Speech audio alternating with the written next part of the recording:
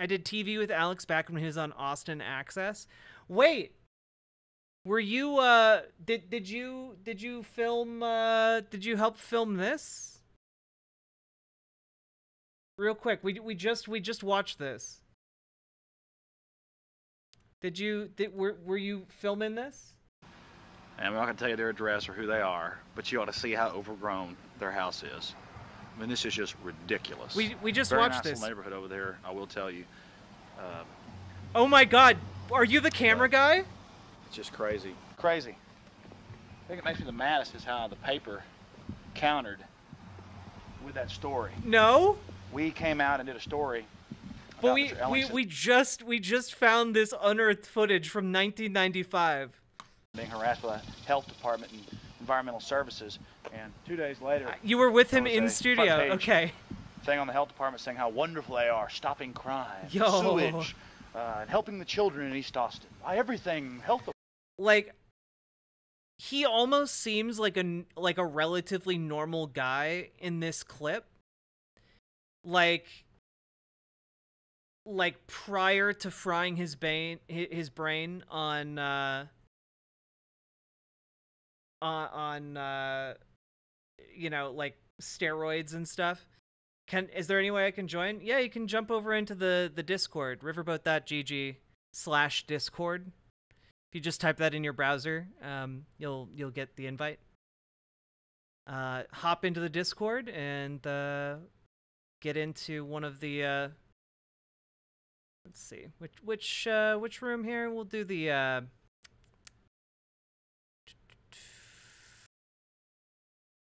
hop into the waiting room.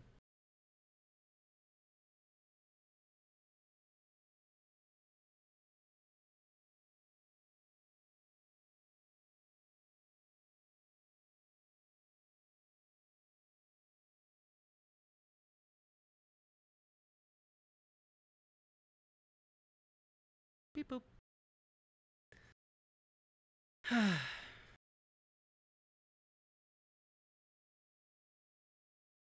10-letter name. How you doing? Is there something that makes a truly evil person age badly and turn ugly? I don't know. I think hatred just wears hard on the heart and soul, you know?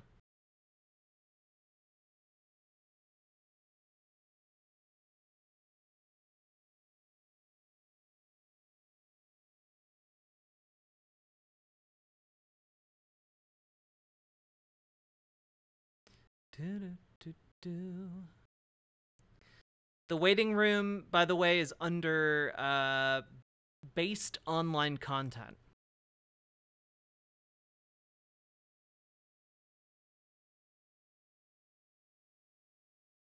Did you see the video of Alex infiltrating the Bohemian Grove? I've never seen that video, no. It's called The Dark Side. True. Your Discord had the update? No worries. No worries.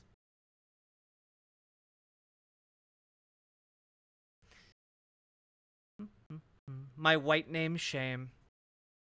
White name, more like white shame. Boom, nailed it.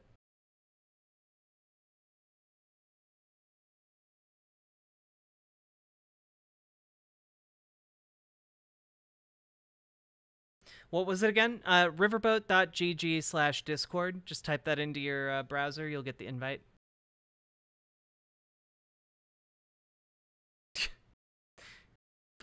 Alt facts. Oh, the irony.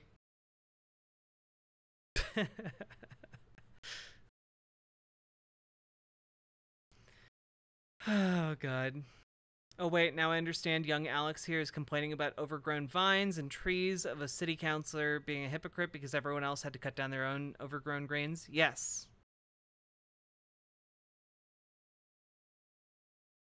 There's video of it. It's one of the things that gave him a lot of clout. Oh, oh my God, what?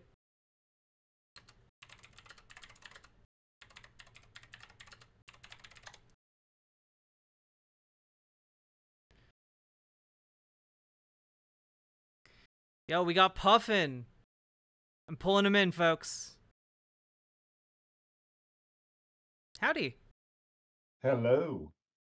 How are you doing? I, I am well. Thank you for having me on.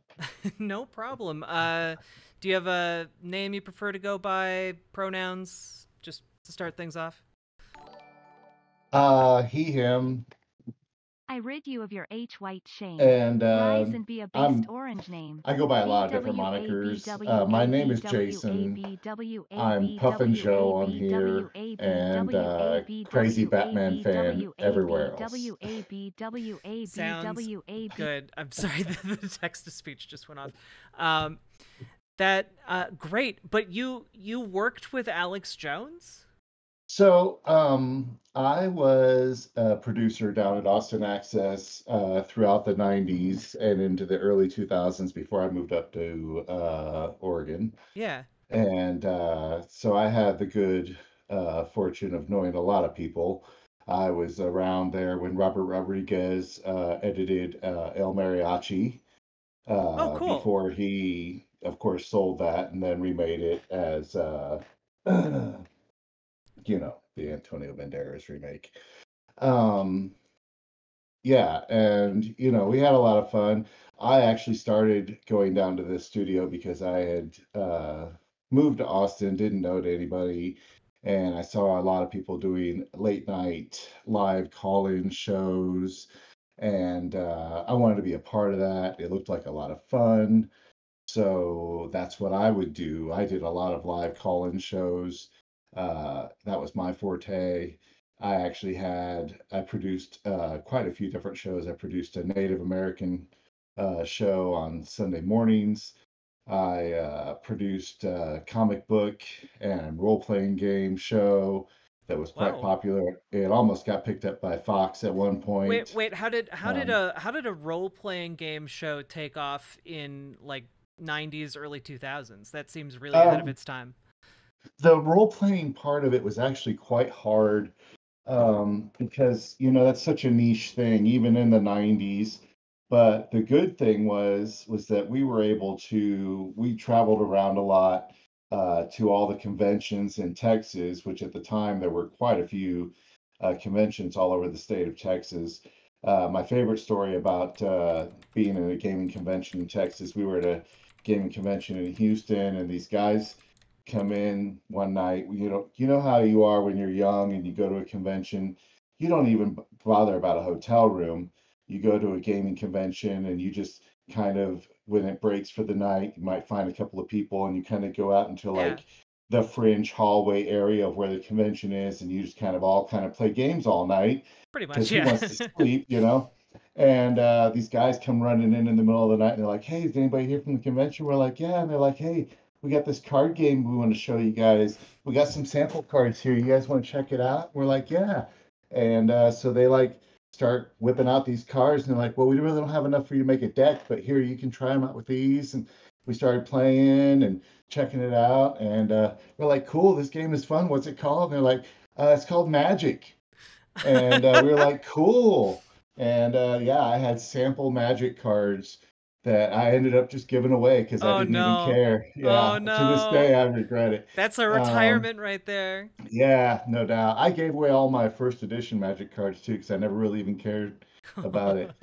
But yeah, so we had a lot of fun. I went to a lot of Star Trek conventions. I got to meet all the people who I got to meet, Deanna Troy, Yeah. and uh, uh, uh, Dr. Crusher, and got to meet Brett Spiner. Oh, Spiner, cool. don't call him Spinner, he'll correct you. Um, but so, anyways, getting back to it. So I was at the studio, and like I said, this is when Alex was young, not quite as young as that. That's probably a little younger, Okay, more yeah. towards the earlier 90s. But this is when he had the earlier InfoWars set, and he would, yeah, that's some baby face there. Yeah. I'd be willing to bet that's before the divorce, because when I would be around Alex, he talked a lot about the divorce. Let me tell you, this woman here, all she cares about is money. I do a pretty good Alex Jones because I did spend a little bit of time around him, and So the scariest thing that I remember about Alex, there's two incidences that I remember with Alex specifically that I I always talk about. wait. So like I haven't even like there were scary incidents. Oh yeah, Okay. yeah. All right. Well, because all right, so I'll say it like this. Um, 99.9% of anything that comes out of Alex Jones's mouth is bullshit. Let's just Yeah. get right off the bat there because it's all jaded by the man has serious issues um, in a lot of different things, like mentally, emotionally. He doesn't deal with them, of course. He's that man. He pushes it all down, and so forth. And that's just the way he's lived his life. Yeah. I remember one rant he went on one time when we were there. We were there one day, and he was like going off about credit ratings. And this is in the 90s. You got to think credit ratings are new. Credit ratings only started, what, in the late 80s, early 90s, right? Yeah. They were Yeah. invented. And he's all, you can go down to the bank and you go in there and you give them so much money and they'll just type it up on the computer and there's your credit rating. You got a brand new credit rating, Oh. And he just went off on this huge rant about it. And it was just amazing to hear him rant about things sometimes. Yeah. And when, I was in my 20s at the time. So to me, some of it actually kind of made sense. I'm real lucky that I didn't get pulled in. He would always be asking me to go out and help him with things. He actually wanted me to help him with camera work and stuff like Yeah. that. But I was doing my own thing because I had my own shows, I had my own things that I was involved in and so forth. Did you ever actually But wind up working on any part of his show? not just in the studio, I would help out from time to time, like with setup, tear down, those kind of things, but Yeah. never like credited or anything like that. Thank goodness, because I wouldn't want my name to be attached to any of it officially. Yeah, no kidding. But so I remember after the Waco incident, this is Oh, the this is okay. the scary stuff, okay? Yeah. He was the one who had the footage after the Waco incident of the flames shooting out of the front of the the thing, the gun or whatever that they rammed. They were ramming the building, So and when they would, that would have been a would couple years before this? Cuz that Waco's 93, right? uh Is that whatever your Waco was, it was when he had the videotape from Waco. I remember sitting in the booth with him and him showing the video and him pointing at it and saying, "Look here, you can see the flames shooting out of the front of this." And he was showing us the the flames, and I remember getting very scared sitting Mhm. there in the booth with him because I was like, "You shouldn't have this. Why do you have this?" Right? Yeah, cuz Um, that would have been like a while afterwards. How did he get his hand on this? Did you ever find yeah. out? No, no, I didn't ask many questions because I didn't want to know, Yeah. because I didn't want to be involved, because I was scared, because he's the one who broke that, at least in our area. He's the guy who knew what was going on, and he talked about it. He was it was just I'm like my palms are sweaty just talking about it. The way the fear was palpable that he had this, but then you skip forward to the next incident that I have with Alex Mhm. was the thing you were talking about when he had the footage of Bush at the retreat Oh, thing. Bohemian Grove? Right. So he had the Bohemian Grove stuff, right? So he's like, check this out. Here we go. This is the footage. And you see they're doing this ritual over here, and then they're going this way. And then he says it's just dead as you can, like this. He goes, all right. And then right here, we cut, and this here is some stuff we filmed on my property, and we kind of put it in there. And I'm like, what are you talking about, Alex? I'm like, you're telling me this stuff's fake? And he's like, well, yeah, they they go around behind this building here. We can't really get a camera over in that area, so we have to kind of, we had to kind of surmise what they're doing over there. And I'm like, Alex, you can't purport that as the news. You can't do that. And he's like, well, it's okay because we know what they're doing, so we got to kind of. we got to put it out there. We So got to make the so people think what's going there.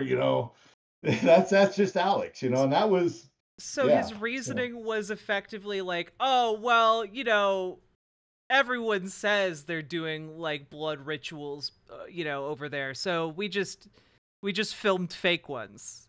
exactly. Amazing. He just had to be like, yeah, that's what everybody knows is that they're doing. And so yeah, we just filmed this out on my property and we put it in there. And then here we cut back to when they come out from behind that, and it's What all good. Yeah. was he ever worried about showing this stuff to you guys, that you would like tell other people that he had been faking it, or was he just like already beyond kind of caring about anyone like finding out that he was just kind of Oh no, because fabricating if this? if anybody ever said anything, he just call us liars. I mean, he's the early perfecter of that. Yeah. I mean, Alex has been doing this long before, the Trump clan and all their. He's the early prototype of what they're doing. Oh yeah. He laid the tracks for this. Yeah, him. And I think back to like the days of like Rush Limbaugh and him and all the other like early radio guys for the conservative movement, right? Those are the guys who laid the groundwork for you can just say whatever you want, and if you say it enough times, people are gonna eventually believe you, and then they'll start regurgitating, and then the masses will believe it. Yeah. I, The whole I make the lie big enough, and the people will believe it. yeah. I did have a question. Like, did you get the impression, like, when he was showing you footage of like the Waco siege stuff, that like, because that seems to be, like, from my understanding, kind of a turning point for him, like where he really Hmm. got into like started talking more about like the supernatural and stuff. Did he have like a connection with like the Branch Davidians? Do you know like how he viewed them?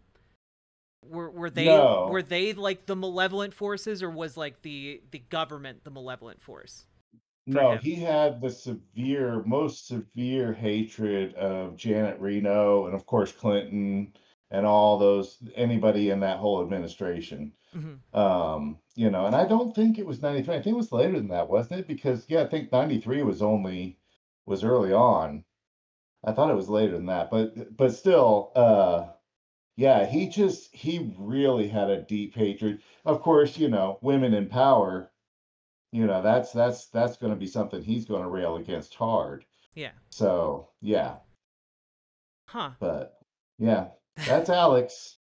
um did he ever try to talk to you about the Oklahoma City bombing?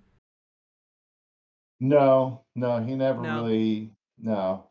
No, anytime outside of like his rants were a lot of back those days, his rants were a lot of financial stuff. Like I said, he did a lot of rant because again, he was the time that I spent with him, he was going through a divorce, um, and it wasn't good for him. Yeah. And so there was a lot of things that would be tied up with that. So he would come in, he'd be all worked up about something that he had to deal with, and so he'd be focused on that. Like I said, he was very big on the banking industry.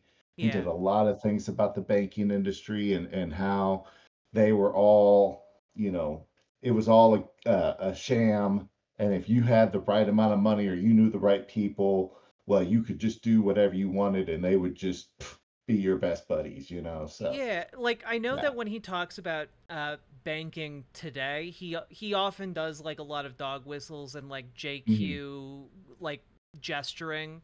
Was Hmm. that consistent back then too, or Yeah. Yeah. okay? It's evolved a lot, of course, especially now with Trump, but yeah, he was totally like the New World Order, of course, was a big thing with him. He talked about that a lot. He didn't get into so much of the things he talked about now with the lizard people and stuff. That's that to me when I hear him talk about some of the stuff he talks about nowadays, I'm like, wow, Alex, wow, they have really let you go for too long without your medication. Somebody needs to help that man out. Yeah. So, Did and I'm just so curious about all of this. Like, to what extent do you think he believed, like he drank his own Kool-Aid? Like, it seems from what you're saying like he genuinely had feelings about like banking, but Mhm, like was more than willing to just kind of make up whole cloth a lot of other things. Like, mhm. w- did you get an impression of kind of like which things he genuinely cared about and which things like he was like, it doesn't matter if it's fake? Well, because even like after 9/11, for example, and he's on that conservative side, he was one of the first people who came out and would talk about the 9/11 attacks Yeah. and talk about things that he saw that he didn't think fit the narrative that they were giving, right? So he would talk about the squibs, he would talk about the planes that didn't match and things like that. I mean, he's always on the wrong side of things. But And that's kind of his forte. is that do you think that's deliberate on his part? I think that from his perspective, he thinks that's where he wants to be. That's his bread and butter, Mm-hmm. is being that guy. Being the guy who is going to always push that side of the narrative. He doesn't want to accept the facts. He wants to try to make you think outside the box, right? Even though he's so far outside the box that there's a whole other box. And yeah, I mean, it's like I was trying to explain to somebody at work the other day about, and I work in a hospital, mind you, Yeah. and I'm trying to explain to a nurse that, when he's talking about the thing or whatever it is that turns frogs gay, and this nurse turns around and says, "Well, he's not entirely wrong on that." Because they've got this thing that actually changes the sex of the frogs and yada yada yada. And I just looked at him and said, all right, so it changes their sex. That doesn't mean that it makes them gay. Do you not? What's your correlation? I mean, sex is not derivative of do you not hear yourself? I mean, and but that's just the problem. These are the people that are his target audience, right? Yeah. He wants these people who can't quite grasp all the facts. Yeah. And then he takes that mentality and he gives it a little bit of it's like a pendulum, right? He just wants to give it enough of a tap to where it starts to swing away from the center. Yeah. And as long as he can keep it swinging away from the center, he's doing his job. For sure. We all want to be centered, and he wants to keep those people swinging so they never get centered. And if he's doing that, well, he's done his job for the day. Yeah. Buy my Totally. water, buy my special water. It'll help you. Good What stuff. like if Waco really radicalized him, what happened after 9/11? You mentioned that, so I assume you might have been still working with him around that time. No, by that time I had gotten married and had kids. Okay. And the wife wasn't letting me spend as much time at the TV studio. I also at that point had derived a bit of fame because the last big shebang that I had down at the studio was I had a couple of live on the air wet t-shirt contests on my late night show. Um, so Okay. uh, it had been a dream of mine. I had this really killer late night show that ran from midnight to 6 a.m. on from Sunday night to Monday morning. It was called What Are You Thinking? It was a really big deal. I had to get multiple producers together because you only get a 2 hour block at a time or an hour and a half, excuse me. So it took four of us to get the 6 hour block, and we did it every week. And was something of a little bit of a local celebrity for it. And so for months, I talked about that I was going to do this live wet t-shirt contest on the air. And the way I pulled it off was I my best friend's sister was a door girl at a strip club. Okay. And of course, when you have a connection to a strip club, you talk to the strippers, and they were all more than willing to come down and be the girls. So I had Fair. these girls come down, and so yeah, we had a wet t-shirt contest live on the air, and then the next morning I wake up, and lo and behold, there was ABC and CBS showing clips of me hosing girls down with a big soaker squirter gun. And it was like the People versus Larry Flint, you know, that scene where he's Yeah. waiting. And I was like, come on, NBC, come on, NBC. And sure enough, there was a clip of me on NBC. It was the best time of my life, I'm telling you. Uh, And this but it was called What Were You Thinking? what are you thinking? Yeah. Okay. Yeah. So it was pretty cool. I had more than a few people from the University of Texas come up to me and tell me that they failed their Monday morning class because they would sit up and watch the show and miss their Monday morning class. Um, but so the deal was it was called ACTV then. It's called ACAC now. Anyways, but ACTV was going through their budgeting with the city at the time. And one of the board members came to my house and sat down with me and my other producers and just begged us and begged us and begged us not to do another one. And of course, we were smug 20 something kids. And so the next week we had another one. and and then As after that, as you do. as you do, as you do, just to drive the point home that we were going to do what we want to do. And then after that, the my she wasn't my wife yet, but my girlfriend, fiance, whatever you want to call her at that time, she was like, "You're done. You're done. You're done. Come on, that's enough." Yep. And my card was pulled. But I would go down there and hang around a lot. I just wasn't on the air, but so I was around, but I watched a lot of shows still. And Alex was very much after 9/11. He really went bonkers because he was just convinced from day one that that was not at all what we thought it was. He never bought into it. He thought that it was done by operatives. He thought that it was an inside job.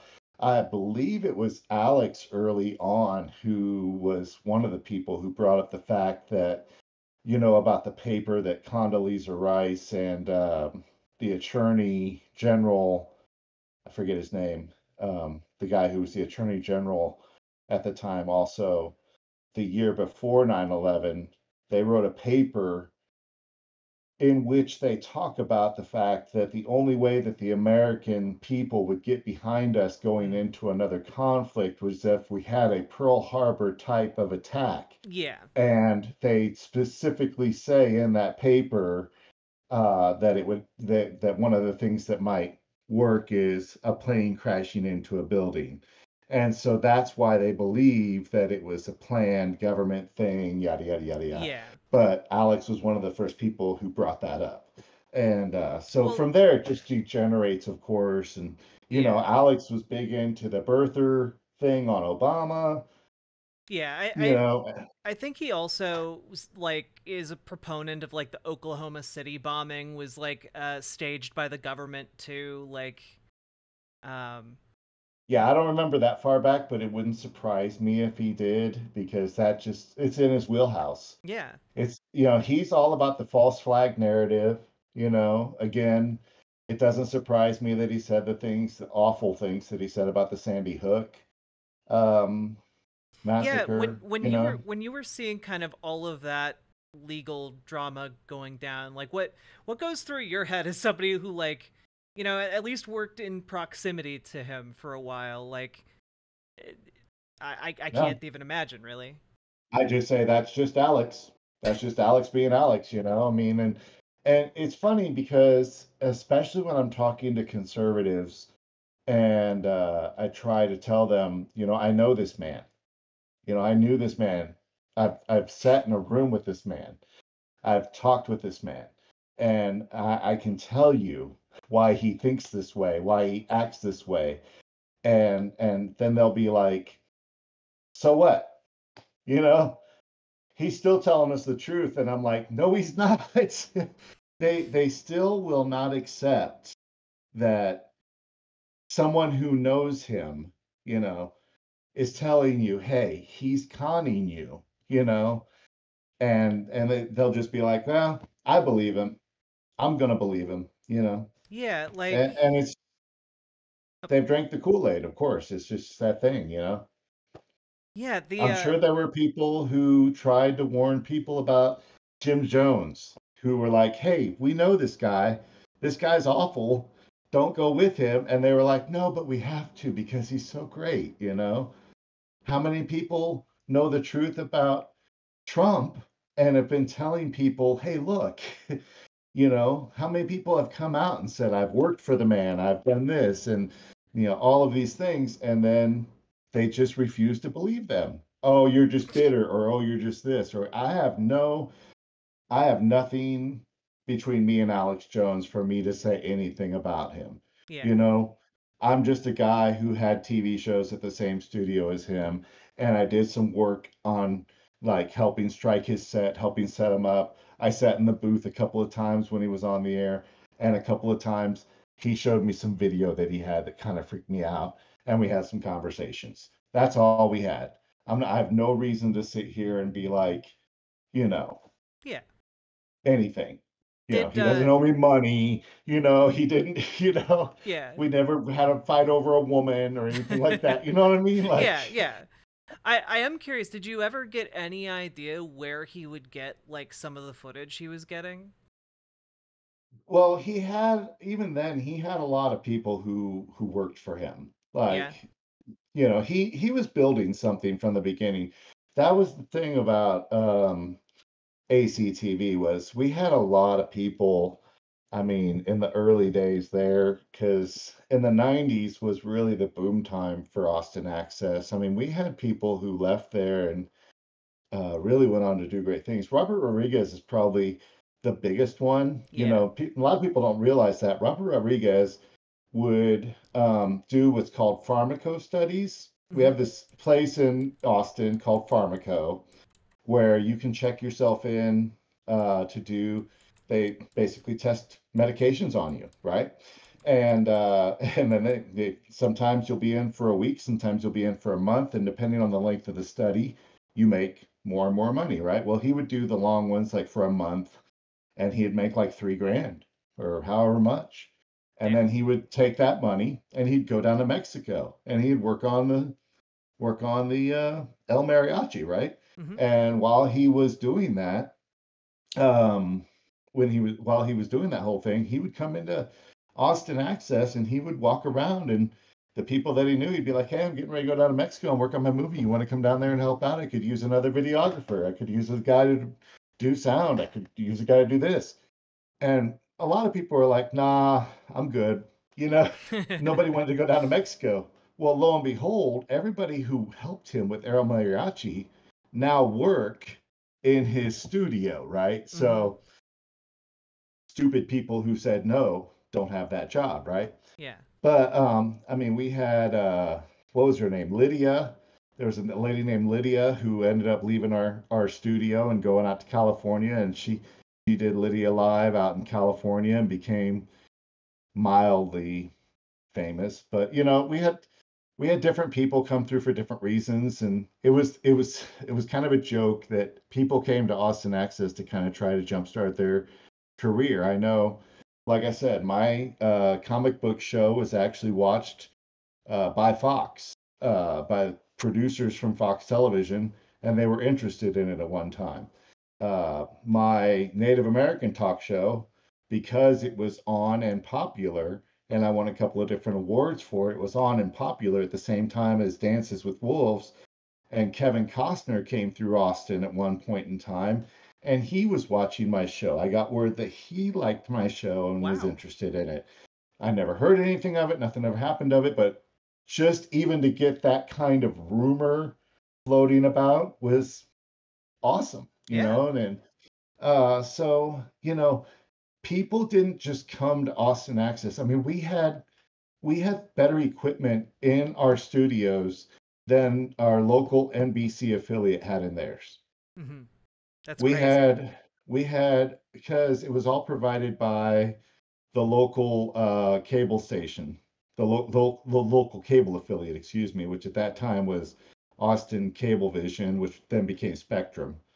But it was under contract that they had to provide that to us, and we had 3 channels, and it was great. You really felt like you were walking into a full-fledged TV studio. We had editing bays, we had live equipment we could check out. I could check out a 3 camera setup and take it to. I filmed um, an entire dance recital for a school of dance at the same place where they filmed Austin City Limits one time with 3 cameras. I had the cords, I had mics, I had crew, the whole nine.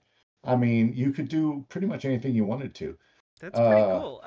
yeah. How exactly? Some people in chat are also asking like how does getting a public access show off the ground even work? Like, can anyone just kind of come in off the street and like get started, or like what's that process like? So I don't know what the process is now, but back then it was very simple. You had to take a couple of different classes. You had to take like an editing class and like a studio class, and um, there was a set amount of classes you had to take, and you had to pay for a producer's license. They were all like $100 a piece. You would be a few $100s into it by the time you got done, and then you were a producer. And then once you were a producer, you could check out the equipment. You could sign up uh, for a live slot. It was first come first serve, and or you could just, if you wanted to, you could check out the equipment.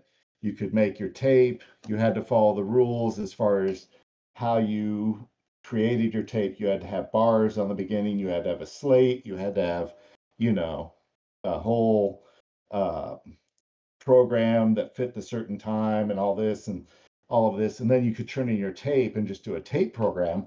I hated editing, Yeah. which is, as I'm trying to get into, uh, but I've been trying to get into streaming and TikToking and all that. And my big thing is that I just hate editing. So I'm never going to put out good content that way because Understandable. I just hate it. I've always hated it. I'm a live guy. So yeah, my thing was always to do live shows. Uh, but yeah, it was really simple back in the day. I don't know what sort of ways they do it now. I mean, gosh, this has been 30 years. Uh, oh, look, a liver spot. Um, but yeah, it was actually very simple. And then, like I said, once you had your live spot, you'd come in. You usually got there, early because you'd set up your stuff, and then you had to make sure that you got, like, if I was doing a live show in the main studio, for example, I would get the main studio for longer before and after my live slot, so I had enough time to set up and strike down the set, and so forth, and return the equipment. But it was pretty straightforward stuff. And this was, of course, at the time when Wayne's World was popular. Yep, of course. We always used to clown on Wayne's World because, of course, we'd be like, "Oh, it's nothing like that. Nobody's doing shows out of their basement." Although, funnily enough, when Austin Access first started, it was literally a shed next to the broadcast tower, and the people would go up to the to the shed and check out the equipment out of the little shed and do the shows off the hood of their car.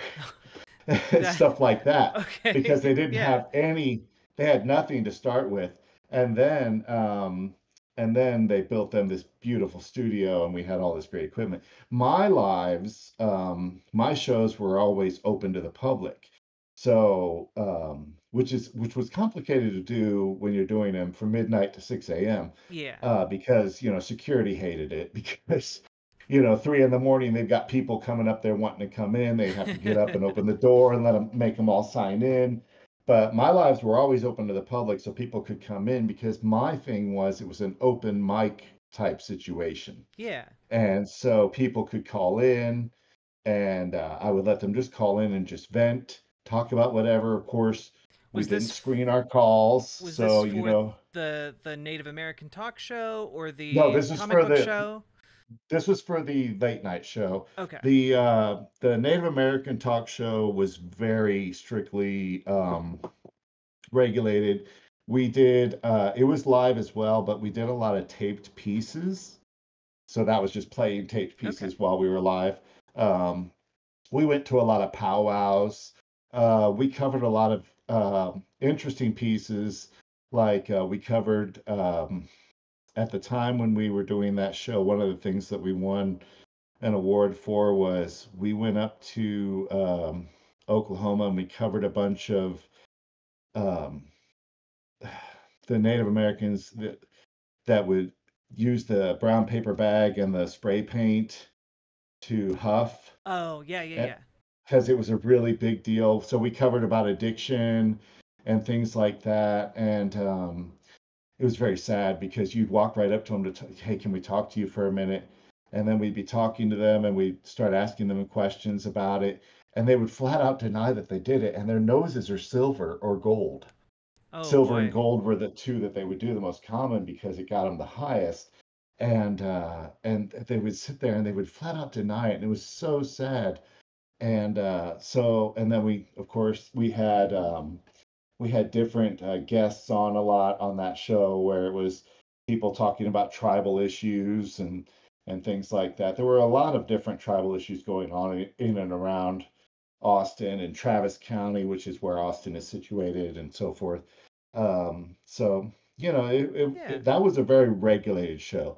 My comic book show, which was on uh, during the afternoon, because I wanted it to be on right as school got out, right? Because that one Mhm. was more geared for kids. Yeah. So that one we were live as well, because again, Jason doesn't like to do editing.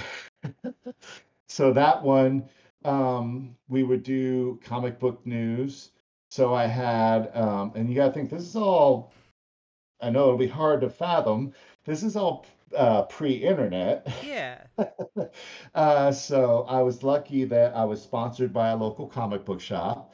And so one of the employees of the comic book shop, he would come in every week and he always had news about things. I remember when the death of Superman happened and we were in Mm. the comic book shop and we filmed everybody buying their copies of the death of Superman. The one lady was like, I'm buying a copy of this because it's going to put my kids through college. And we were like, no, no. And, we would have comic book news. We had a lot of artists that came through Austin. I mean, Austin's a big city. So we had a lot of artists like Jim Lee and so many others. I can't even remember them all, but we just had a lot of people that came through Austin. So we'd go and we got to interview them and we got a lot of freebies sent to us, so we would give them away. So every episode, we always had giveaways for people. Oh, that's So cool. we, yeah, and everything we ever got, we gave out to the public.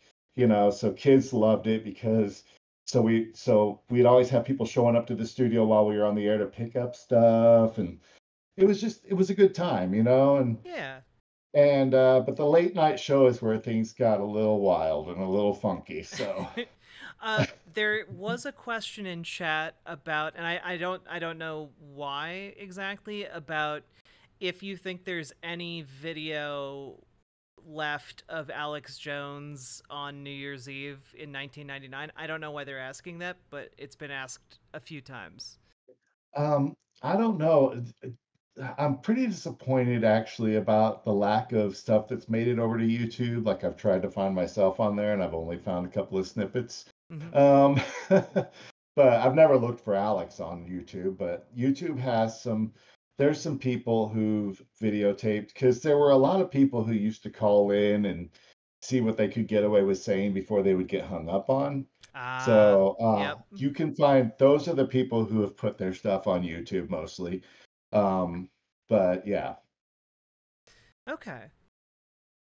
Um, well, thank you so much for giving us so much of your time. Like, I Oh, really no problem. appreciate being able to talk to you about this stuff. It's fascinating. Like, I think this is great.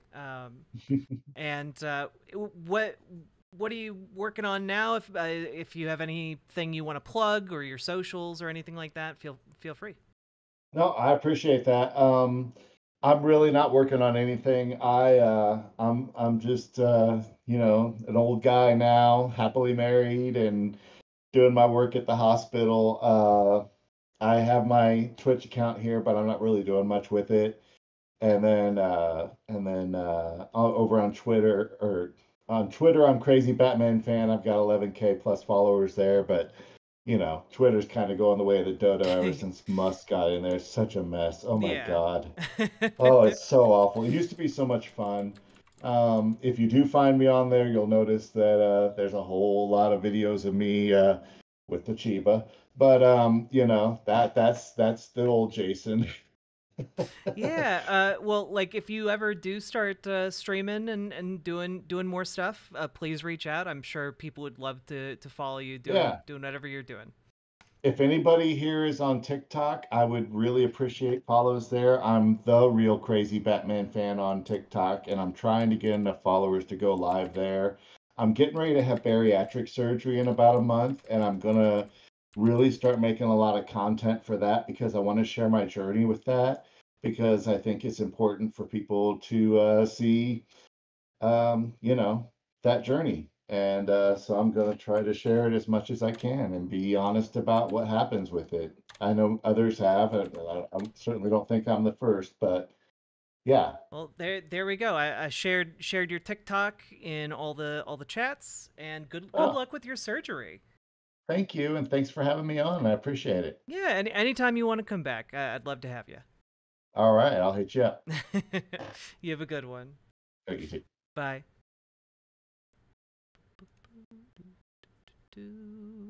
That was really cool. My goodness. I mean I was absolutely not expecting that when we started doing this Alex Jones segment and someone randomly threw 1995 Alex Jones my way, and my dude rated right in the middle of what we were talking about, and you know what? That was great. I enjoyed that a lot. Also, he was not lying about having a really great Alex Jones impression. That was a very good one.